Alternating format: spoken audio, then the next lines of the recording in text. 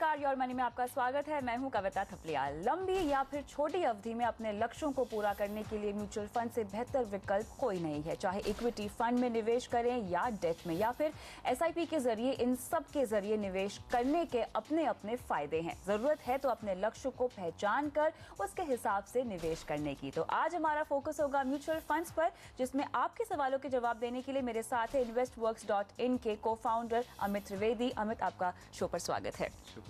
आगे बढ़े उससे पहले आपको बताते हैं कि अब म्यूचुअल फंड को भी मर्ज किया जा रहा है। सिर्फ जुलाई से अब तक करीब 14 म्यूचुअल फंड स्कीम को मर्ज किया गया है। दरअसल सिक्योरिटी ट्रांजैक्शन टैक्स घटने के चलते मर्जर की कॉस्ट काफी कम हो गई है, जिसके चलते कंपनियों को स्कीम मर्ज करना काफी आसान पड़ता है। लेकिन इन स्कीम के मर्जर से क्या असर पड़ता है और एक निवेशक को क्या ध्यान में रखने की जरूरत है, इसी पर करते हैं चर्चा यहाँ पर अमित से। अमित, सबसे पहले तो यहाँ समझना चाहेंगे कि फंड्स के मर्जर का मतलब क्या होता है? जी देखिए, क्या होता है कि काफ़ी फंड्स होते हैं, कुछ छोटे छोटे कॉर्पस के साथ रन करते रहते हैं, 25 करोड़ 50 करोड़ 100 करोड़ कॉर्पस के साथ में, जबकि कोई और फंड्स होते हैं जो 300 400 500 करोड़ के कॉर्पस पे रन करते हैं जी। दोनों ही फंड्स को मैनेज करने के लिए आपको फंड मैनेजर की ज़रूरत होती है, प्लस कंप्लायंस और अदर खर्चे होते हैं जी। सो इनको कम करने के लिए ये एएमसी ये कदम उठाती है। ठीक है। इसमें क्या होता है कि अभी फिलहाल 0.25% का एसटीटी होती थी, जो आज की डेट में घट के 0.001% हो गई है। सो अगर आपको 100 करोड़ का फंड मर्ज करना है तो पहले आपको 25 लाख रुपए का खर्चा आता था, जो फंड हाउस बेयर करती है, जो आज की डेट में सिर्फ 1 लाख रुपए है। ठीक है। सो उस वजह से अगर आप देखोगे तो फंड हाउसेस अपने बहुत सारे स्कीम्स को कम करते जा रही है और काफी सारे स्कीम्स अच्छे नहीं चल रही है। तो उस exactly, उसी पर मैं आना चाहती थी। यहाँ पे एसटीटी कम होने का फायदा तो मिल ही रहा है फंड हाउसेस को, लेकिन साथ ही बाजार में जो उतार चढ़ाव हो रहा है उसके चलते भी ये कदम उठाया गया होगा। हाँ, हो सकता है, बिकॉज क्या हो रहा है कि सेबी भी बोल रही है कि आप इतने सारे फंड्स लेके आ रहे हैं मार्केट में, बट इनका परफॉर्मेंस कहाँ है। बिल्कुल। सो उस वजह से फंड हाउसेस ये कदम उठा रही है कि हमारे फंड्स को कंसोलिडेट कर सके, सो दैट वो बता सकती है कि हमारे पास कम फंड्स है और हम एक दो नए फंड्स और लेके आ सकते हैं। प्रोबेबली ये एक स्ट्रैटेजी हो सकती है उनके लिए। अमित, अब अगर मैं एक निवेशक हूँ और अगर कोई मेरा फंड मर्ज हो रहा है किसी और फंड के साथ, तो मेरे एक्सपोजर पर कितना असर पड़ेगा?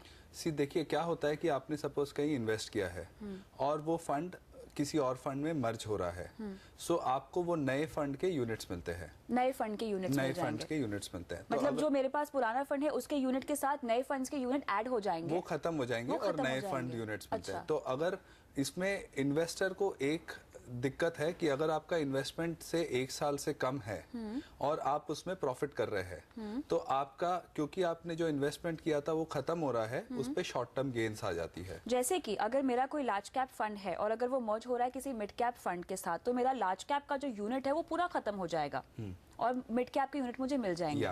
हाँ, ऐसे ही होगा और आपको उस पर फिर टैक्स लगेगा। तो इस चलते इन्वेस्टर्स को तो ये थोड़ा नेगेटिव है। बिल्कुल। हाँ, और दूसरी एक और बात होती है कि अगर आप एक, जैसे आपने कहा, लार्ज कैप फंड को मिड कैप पे मर्ज कर रहे हैं या रिवर्स हो रहा है, तो अब जो इन्वेस्टर है जिसने सोच के पैसे लगाए थे कि मैं लार्ज कैप में एक्सपोजर लेना चाहता हूँ, उसको अभी से मिड कैप का एक्सपोजर मिलना चालू हो जाएगा। तो ये अगर इन्वेस्टर कंफर्टेबल है तो वो उसमें कंटिन्यू करेंगे, अदरवाइज वो उसमें से बाहर निकल सकते हैं। लेकिन दूसरी सिचुएशन अगर मैं सोचूं, अगर मेरा एक्सपोजर लार्ज कैप में है और अगर ऐसा हम मान लेते हैं कि वो परफॉर्म नहीं कर रहा है और मिड कैप में मेरा मर्ज हो रहा है फंड और वो परफॉर्म कर रहे हैं, तो ये तो फायदे की बात हुई निवेशक के लिए। फायदे की बात हुई अगर उस दिन से मिड कैप परफॉर्म करना चालू कर दे। ये नहीं कि उसने दिन तक अगर मिड कैप परफॉर्म करेगा तो आपको तो एनएवी उस दिन की मिलेगी, तो उस तरह से होता बिल्कुल है। लेकिन अब अगर किसी निवेशक को निकलना ही है, उन्हें ठीक नहीं लग रहा है ये मर्जर, तो उन्हें किस तरह की स्ट्रैटेजी अपनानी चाहिए?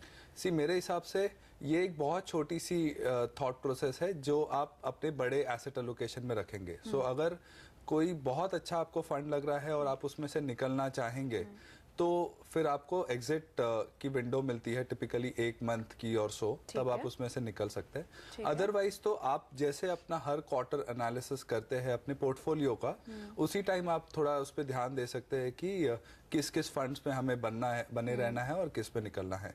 सो उस टाइम जब आप सोचते हैं इस बारे में, तो आप अपनी टैक्स के हिसाब से पूरा कैलकुलेशंस कर ही लेते हैं। तो उस तरह से ये फंड मर्जर की जानकारी कहाँ मिलेगी एक निवेशक को? आप फंड गूगल हाउसेस कर के सकते जरिए? हैं, हाँ। और टाइम टू टाइम जैसे मनी कंट्रोल वगैरह पे भी आपको काफ़ी इन्फॉर्मेशन मिलती रहती है कि कौन से नए फंड्स आ रहे हैं या कहाँ पे मर्जर होने की। और उसके अलावा फंड हाउसेस भी आपको किसी तरह की रजिस्ट्रेशन या किसी तरह का लेटर वगैरह तो भेजेंगे जिससे आप एक निवेशक इन्फॉर्म्ड रहे। तो यहाँ पर जो है आपको सारी जानकारियां बटोर कर ही निर्णय लेना है कि वेदर आपको अपने फंड से निकलना है या उसमें बने रहना है। लेकिन अब बढ़ते हैं एक और खबर की ओर। 2008 के बाद देश के टॉप 20 डाइवर्सिफाइड इक्विटी फंड की परफॉर्मेंस इस साल घटती हुई दिखाई दे रही है। $12.4 बिलियन के इनके एसेट इस साल सिर्फ 0.5% ही बढ़े हैं। वही इंडेक्स फंड का प्रदर्शन काफी बेहतर रहा है। बीएसई सेंसेक्स ने 8% तक का रिटर्न दिया है। तो ऐसे में अगर आपके पोर्टफोलियो में भी है डाइवर्सिफाइड इक्विटी फंड, तो किस तरह के बदलाव आपको करने की जरूरत है, जानते हैं यहाँ पर अमित से। अमित, अब मेरे पोर्टफोलियो में अगर इक्विटी फंड्स हैं और बाजार में जिस तरह का उतार चढ़ाव चल रहा है, जाहिर तौर पे परफॉर्मेंस तो बिल्कुल भी अच्छी नहीं होगी, रिटर्न भी मुझे अच्छा नहीं मिलेगा, तो अब एक निवेशक को क्या करना चाहिए? देखिए, बाजार काफ़ी बदल चुका है। मतलब 2005-6 में कुछ फंड्स थे जो काफ़ी फ्रंट रनिंग होते थे, जैसे आप HDFC टॉप 200 या रिलायंस ग्रोथ इक्विटी, सभी लोगों की SIP इसमें चलती थी। बट अगर आप देखोगे अभी क्या हुआ है, ये सारे फंड्स बहुत बड़े हो गए। बिल्कुल।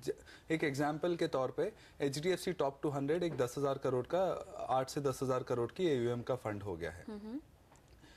उसमें अगर 6% का वेटेज ICICI बैंक का है, सो ICICI बैंक का वेटेज 600 करोड़ है आउट ऑफ 10,000 करोड़। सो अगर वो फंड मैनेजर चाहते भी है कि इसको कम करे या इसमें से पूरी तरह से निकल जाए, वो बहुत इजी नहीं है उनके लिए, क्योंकि आज की डेट में ICICI दिन का ट्रेड होता है 25 करोड़ 40 करोड़, तो आपको 1 महीने लग जाएंगे बाहर निकलने के इसके। सो उस वजह से सारे फंड मैनेजर्स बीटा प्ले कर रहे हैं। बीटा का मतलब अगर मार्केट ऊपर जाएगा तो मेरा फंड अच्छा चले जाएगा, अगर मार्केट नहीं परफॉर्म किया तो मेरा परफॉर्म कुछ नहीं करेगा।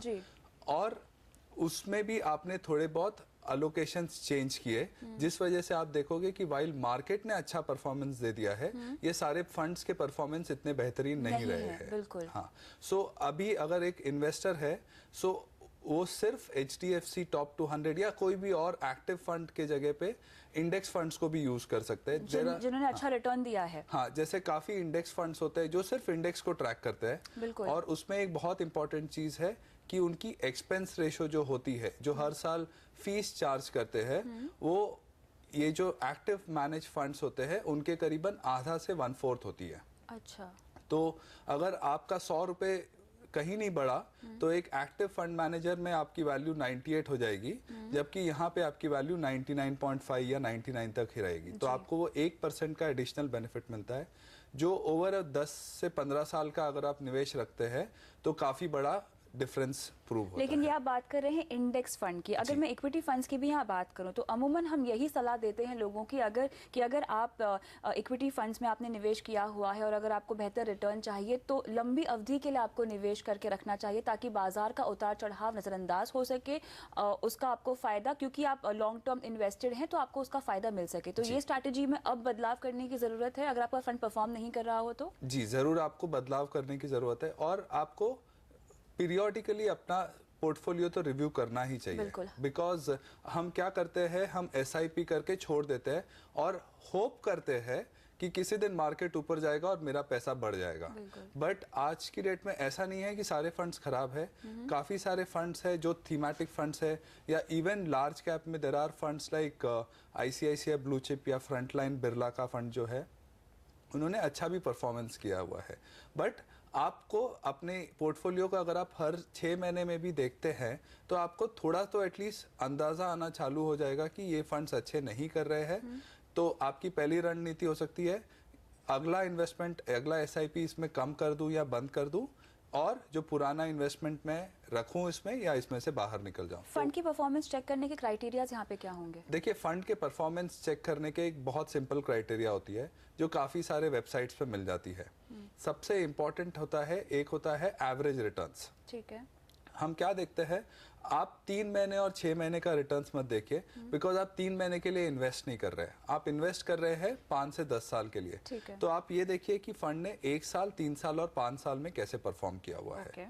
सो अगर आप देखोगे काफी सारे फंड्स हैं जिन्होंने 1 साल में 10 से 15% दिए हैं, बट अगर आप 3 साल का परफॉर्मेंस देखोगे तो बहुतों का नेगेटिव है, और 5 साल का देखोगे तो 20-22% है। ये 5 साल में क्यों पॉजिटिव है? बिकॉज 2008 से 2009 के बीच में जब वो गवर्नमेंट चेंज हुई थी तो एक दिन ही मार्केट 20% बढ़ गया था, जिसके वजह से काफी बदलाव। तो 1, 3 और 5 साल का आपको रिव्यू करना है उनका एवरेज रिटर्न। तो ये रिटर्न्स अगर एवरेज है तो आप ये एक्सपेक्ट कर सकते हैं कि कोई भी काइंड ऑफ कंडीशन हो, आपको ये एवरेज रिटर्न्स मिल सकते हैं। और एक और पैरामीटर होता है जो कुछ लोग ट्रैक कर सकते हैं, which is called standard deviation of the return. ठीक है, लेकिन बाजार के उतार चढ़ाव की वजह से आपको फंड से निकलने की जरूरत नहीं है। आपको प्योरली जो है अपने फंड की परफॉर्मेंस यहाँ पे देखनी होगी, जिसके लिए यहाँ पे क्राइटेरिया बताया गया है कि आपको फंड की परफॉर्मेंस 1 साल, 3 साल और 5 साल के हिसाब से कंपेयर करनी है। चलिए, ये तो चर्चा हुई योर मनी में, लेकिन फिलहाल वक्त है एक ब्रेक का, और ब्रेक के बाद शुरू करेंगे सवाल जवाब का सिलसिला और देंगे म्यूचुअल फंड से जुड़े सवालों के जवाब। बने रहिए हमारे साथ।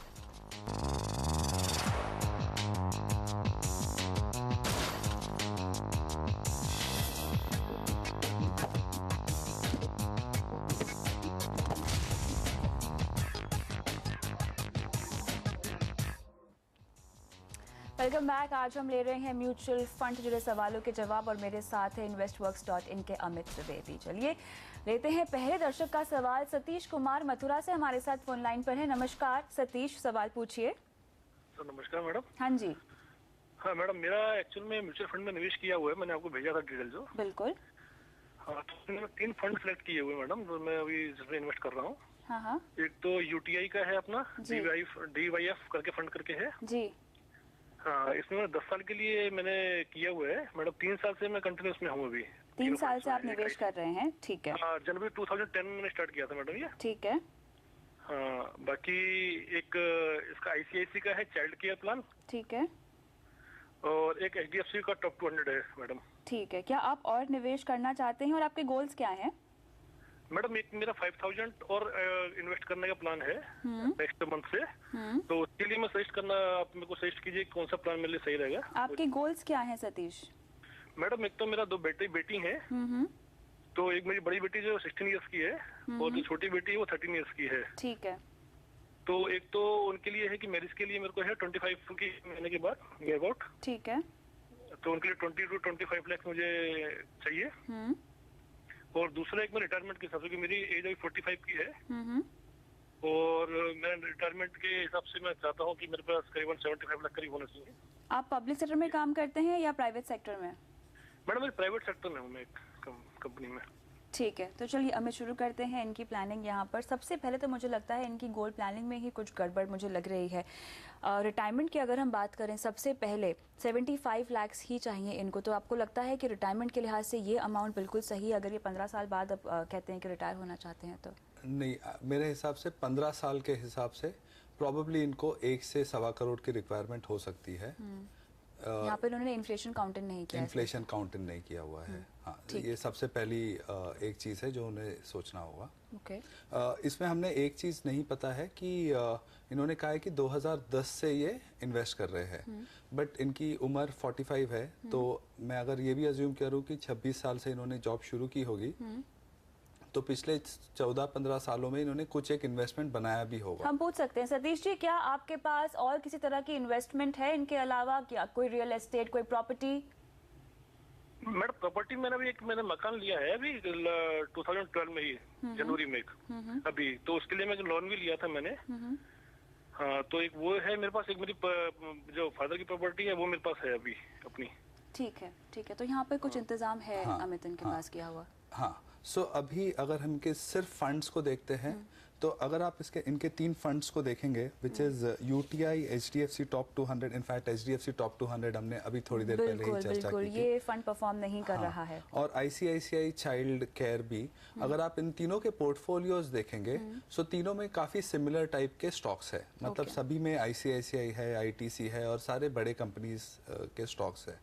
सो हम चाहेंगे कि आप इसमें से निकल सकते हैं, HDFC टॉप 200 में से निकल जाए। हाँ, बिकॉज अगर आप 3 साल का परफॉर्मेंस देखोगे, सो इन्होंने रफली 3,28,000 के करीब इन्वेस्ट किया है पिछले 3 सालों में, और जिनकी वैल्यू आज की रेट में हुई होगी करीबन 3,58,000 रुपीज। अच्छा। सो अगर आप देखोगे तो 3% पर ईयर का उनको रिटर्न्स मिला है।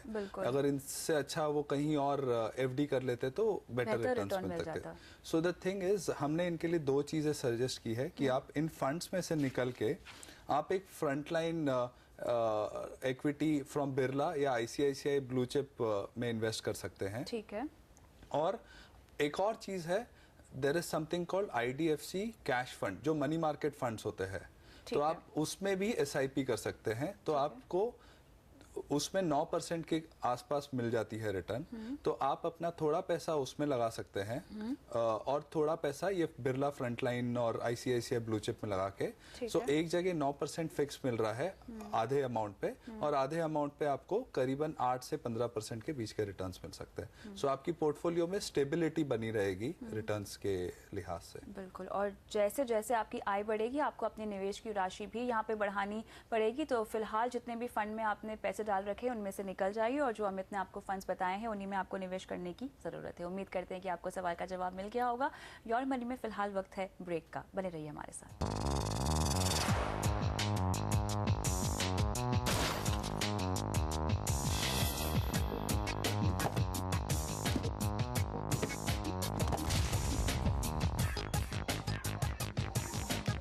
फिर से स्वागत है। आज हमारा फोकस है म्यूचुअल फंड्स पर। सवालों के जवाब दे रहे हैं अमित त्रिवेदी। लेते हैं अगला सवाल। अमित, हमें कोलकाता से संदीप ने सवाल भेजा है। कुछ फंड्स में इन्होंने निवेश किया हुआ है। इनका गोल है इन्हें 18 साल में 45 लाख रुपए चाहिए। तो अपने मौजूदा निवेश के साथ साथ इन्हें आईसीआईसीआई डिस्कवरी फंड में भी निवेश करना है। तो सबसे पहले जानना चाहेंगे कि इन्होंने जो निवेश किया है जिन फंड्स में, वो फंड्स कैसे हैं? देखिए, इन्होंने एचडीएफसी मिड कैप में इन्वेस्ट किया है। अगेन वो फंड 2,500 करोड़ का फंड है। उसमें इन्वेस्टमेंट्स है, जस्ट एक सिंपल एग्जांपल लेता हूँ, सुप्रीम इंडस्ट्रीज का इन्वेस्टमेंट है, 4% का अलोकेशन है। 2,500 करोड़ का 4% होता है 100 करोड़। टोटल ट्रेडिंग जो होती है सुप्रीम की, वो 1 करोड़ की होती है। तो अगेन ये फंड बहुत ज्यादा कुछ नहीं कर पाएगा। अगर मिड कैप इंडेक्स अच्छा करेगा तो ये भी तो ये फंड अच्छा करेगा। ठीक है। और बाकी इन्हें अपना निवेश क्या करना चाहिए? अपने गोल के हिसाब से किस तरह का निवेश करें? अगर आप ब्रॉडली देखोगे तो आपको 18 साल में अगर 45 लाख चाहिए है, तो आपको करीबन 9 से 10,000 रुपए हर महीने इन्वेस्ट करना चाहिए। सो वो आप इस तरीके से कर सकते हैं, जैसे मैंने आपसे कहा कि आज की डेट में भी money market, IDFC cash fund, IDFC ultra short term funds में आप इन्वेस्ट कर सकते हैं, जहां अगर आप 1 साल से ज्यादा रखते हैं तो आपको टैक्स बेनिफिट भी मिलता है, और तो वो आपको 9% के करीब दे देगा।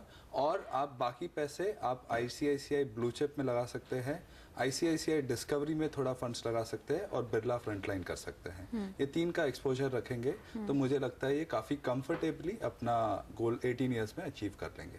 और इनको 7,000 रुपए महीना निवेश करने की जरूरत है। हाँ, चलिए, बहुत बहुत शुक्रिया आज समय निकालकर तमाम सवालों का जवाब देने के लिए अमित। और योर मनी में इतना ही, लेकिन आप बने रहिए CNBC आवाज के साथ। नमस्कार।